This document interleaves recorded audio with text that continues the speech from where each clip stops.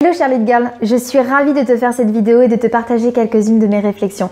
Je ne sais pas toi, mais quand j'ai démarré en tant que femme entrepreneur, eh bien j'avais tout de suite envie de me connecter en fait à des femmes qui pouvaient m'inspirer, des icônes, des grands mentors féminins qui avaient des grandes success stories et qui pouvaient en fait m'inspirer et surtout m'accompagner en fait dans mon démarrage en tant qu'entrepreneur.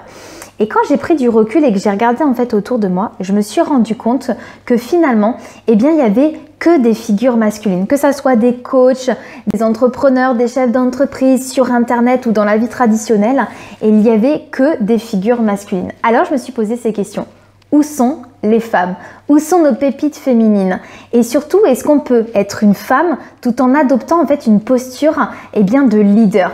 Et justement, je ne sais pas si tu connais cette citation, j'imagine que oui, qui dit que derrière chaque grand homme, il y a toujours une grande dame. Charlotte Girl, je pense que c'est le moment d'inverser et de mettre en avant tes forces naturelles et devenir toi aussi une femme leader.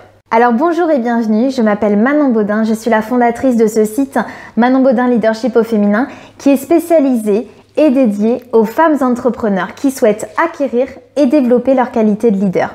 Alors pourquoi j'ai créé ça? Eh bien tout simplement parce que quand j'ai démarré, j'ai rencontré tout un tas de challenges quand j'ai pris la décision de devenir une entrepreneur. Et j'ai tout de suite été plongée en fait dans un monde d'hommes où il a fallu trouver ma place, mais surtout j'ai eu le sentiment en fait d'adosser un costume d'homme et une énergie masculine qui finalement n'était pas la mienne. Comme vous le voyez, je suis une femme. Je suis blonde, je suis petite et il y a quelques temps de ça, quand j'ai démarré, j'étais plus jeune qu'aujourd'hui, donc autant de stéréotypes et de préjugés que l'on peut avoir et surtout qui peut impacter en fait la confiance en soi. Mais je n'ai pas eu que ce type de challenge. Je ne sais pas vous, mais moi ça m'est déjà arrivé par moment de pas me sentir forcément légitime dans ma posture et du coup d'avoir ce sentiment ou ce syndrome que vous connaissez peut-être qui est le syndrome de l'imposteur, de pas se sentir à l'aise et d'autant plus que quand on parle d'argent, quand on est sur ces questions financières ou surtout les femmes à réussir à se valoriser et à mettre en avant du coup ses services ou ses prestations au juste prix. Et c'est vrai que ce type de challenge, je l'ai régulièrement rencontré.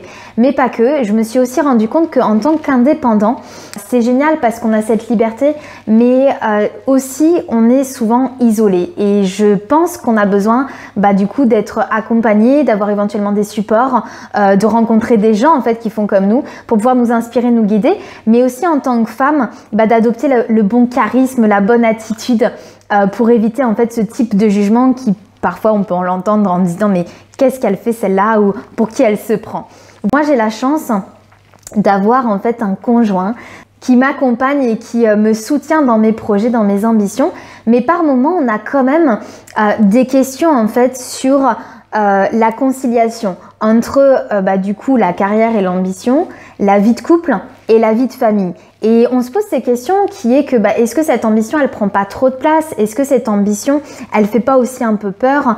Et surtout est-ce qu'on n'a pas à choisir entre sa carrière et du coup sa famille? Est-ce qu'on n'a pas plus de sacrifices à faire? Et surtout en tant que femme, eh bien est-ce qu'on peut pas faire les trois? C'est-à-dire être femme entrepreneur, donc peut-être carriériste aussi, être femme en couple et surtout être femme et mère d'une famille, d'un foyer. Alors autant de questions que je me suis posées pour moi qui relèvent d'une seule clé. C'est la clé du leadership.